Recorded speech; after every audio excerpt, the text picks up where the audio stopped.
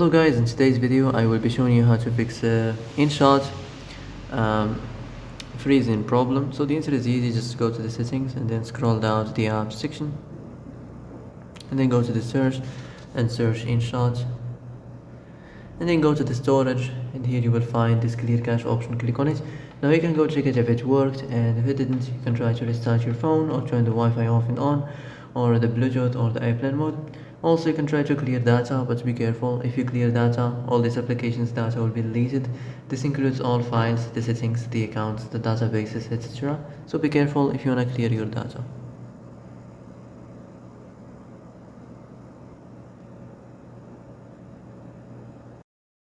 And that's it for today's video. I hope this is the answer you've been looking for.